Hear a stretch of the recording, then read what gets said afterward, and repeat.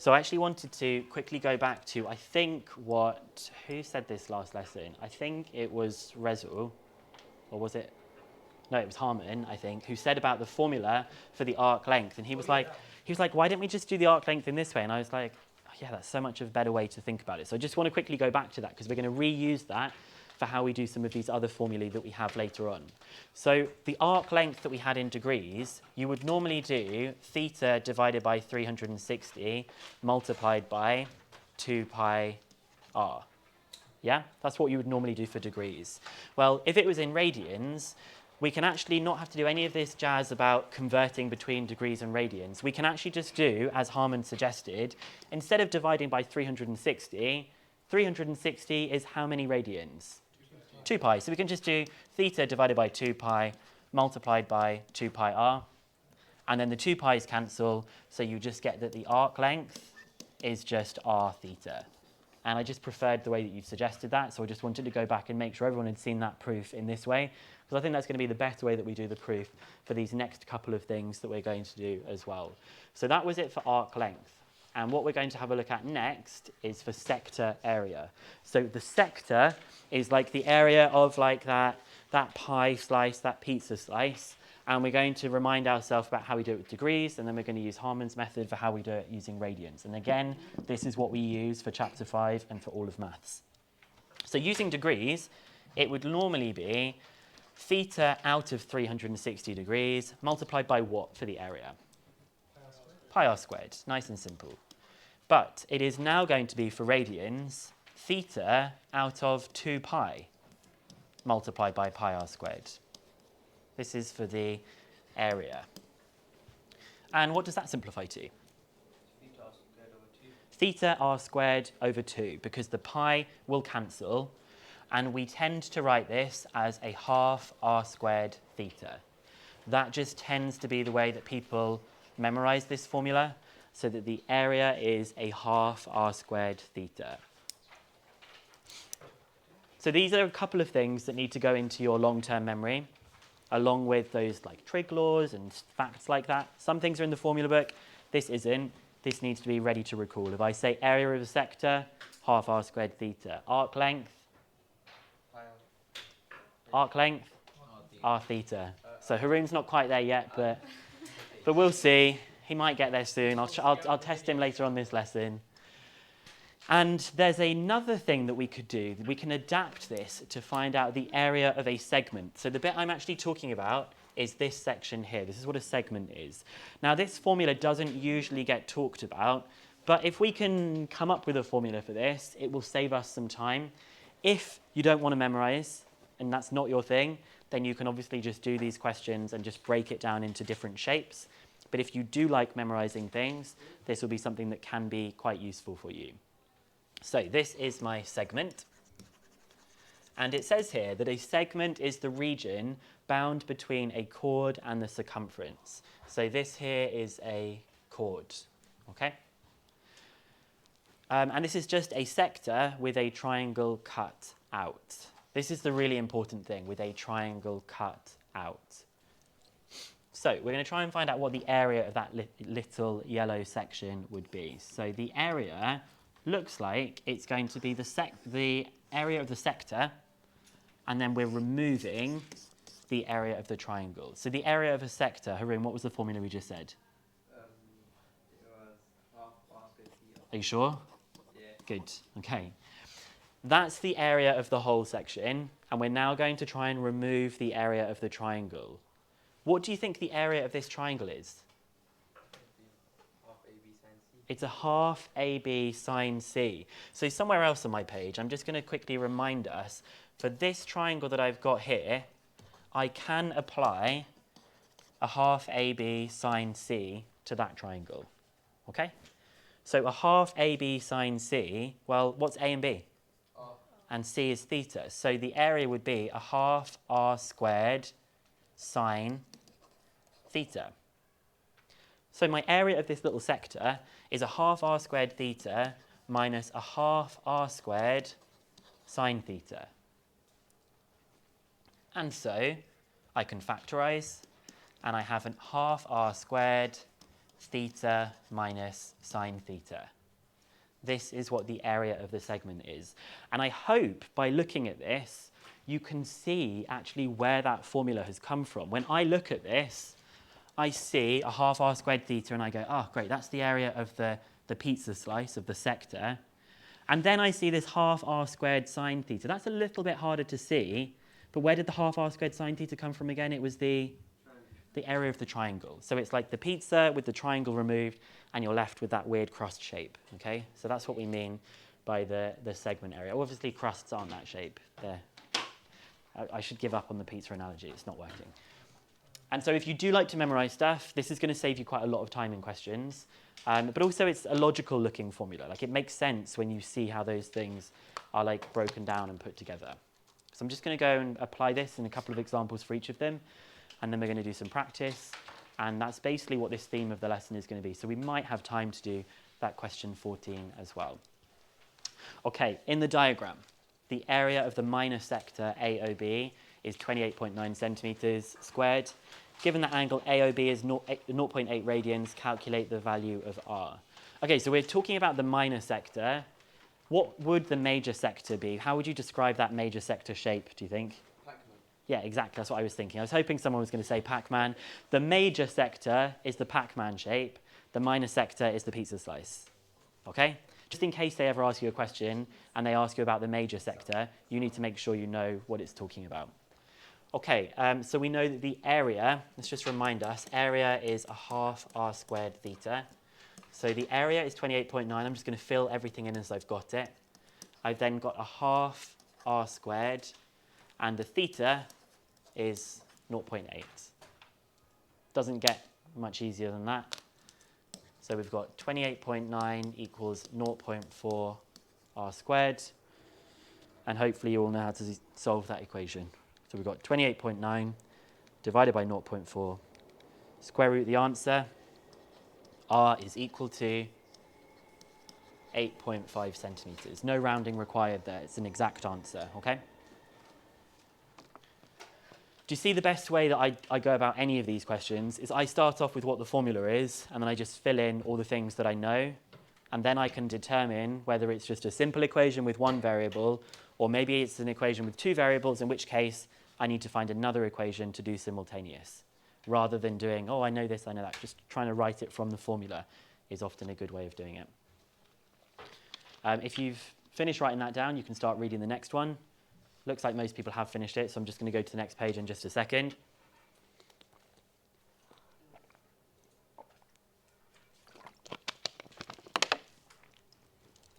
Okay. Wow, it's real life maths now. A plot of land is in the shape of a sector of a circle of radius 55 meters. The length of fencing that is erected along the edge of the plot to enclose the land is 176 meters. Calculate the area of the plot of land. So they've told us that this bit here, is it along the edge of the plot? The length of the fencing that is erected along the edge of the plot to enclose the land is 176 meters. Now, I don't know. Yeah, I don't know if that means the whole perimeter. What do we think? I don't think this question is worded very well. Should we do the whole perimeter or just the edge? I think the edge of the plot, that's the edge, that's the edge. I don't think it would make...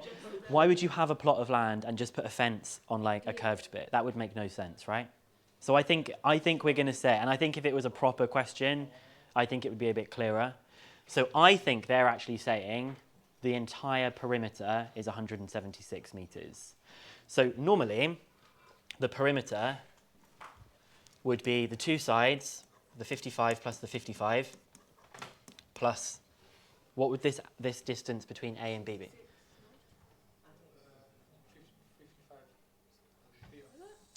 Okay, I guess what I'm trying to say then, you're right that it is going to be 66. I probably should say the perimeter, which is 176, is 55 plus 55 plus r theta. But in this case, we know that r is going to be 55. So anyway, we've got 176 equals, bless you, 110 plus 55 theta. We've got to find out what theta is from some of the information they've given us in order to be able to then find out the area. So like theta's the bridge that's going to help us go between these two things here. So what does it look like theta is? We've got 176 minus 110 divided by 55. So it looks like we've got 6 over 5 is theta. Okay, I'm going to go back to what we did last lesson. 6 over 5. Where is that going to fall as an angle? Here it is. We're just going to do a bit of a recap. Where is 6 over 5 going to be? What quadrant would this angle be? Did you have an answer? 6 over 5. Yeah, how many, what in radians, where would that fall? If, yeah, it's going to be in the top right somewhere. What would this be in radians? Yeah, about 1.57. So 1.2 is going to be somewhere over here. So the angle we're talking about, 6 over 5 radians, is an acute angle. Not that it needs that, but I just thought we'll do a bit of a throwback and see if we can actually interpret what that means as radians. Pardon? So the area is going to be a half r squared theta, which is a half times 55 squared times 6 over 5. So that is 1815 meters squared. Okay? So I tried to find a question like that blended together a bit to do with arc length and a bit to do with area. What's most common when you look at these exam questions is there will be something that is to do with right angled triangles, then something to do with arc length, then something to do with areas. They love to blend these kinds of things together. So even though I'm showing you as kind of separate bits, you need to be prepared to be able to do multiple things within one question. Okay, can I go on to the next bit? Okay. So we're now going to have a quick look at doing some things with segments. In the diagram above, the diagram below, OAB is the sector of a circle radius 4 meters and the chord AB is 5 meters long. Find the area of the shaded segment. Well, let's say you'd forgotten the formula. The rationale behind this is you find the area of the sector and you remove the area of the triangle. That's if you're in a panic and you can't think of what the formula is. But we know the formula is a half r squared, theta for the sector, sine theta for the triangle. And then we can just dive in and just actually sub everything in. So it's going to be a half multiplied by 4 squared. Have we got what theta is? No. Oh, so there we go. I tried to go straight to the answer and haven't got what theta is. So we're going to need to do some work here. How are we going to find out what theta is? I'm going to draw this and see if we might be able to do it. I need to try and find out what theta is. I could do the cosine rule, but do you remember if I said if we don't have to do the cosine rule, if we can do something with right angle triangles, it's even better? Exactly, I'm going to just split it in half. Instead, I'm just going to take this triangle and I'm going to split it in half like this, okay? If I split this in half, I am then going to have 2.5 over here, 4 over here, and theta over 2, okay? I'm not going to call it theta over 2, I'm just going to call it alpha for now, and then I can double it in a second to find out what theta is. So from this little triangle that I've got here, alpha is going to be what? Sine, cos, tan? Sine. It's going to be the inverse sine of? Good, 2.5 over 4. Make sure you're in radians mode. So you've got like a 0.675 thing. So that means theta is going to be 2 lots of alpha. Now, if you want, you could write down what 2 lots of alpha is, or you can just like leave it on your calculator, and when you type theta, when you write theta up here, you've got it on your calculator kind of ready to go. So we're now going to just say it's a half times 4 squared, theta minus sine theta. Well, I've got theta on my calculator now because it's 1.3502. I'm not even going to bother writing it in here because I can just type it in. I've already got what theta is, so it's fine. So I can just say on my calculator it is a half times 4 squared, and then I've got answer minus sine answer.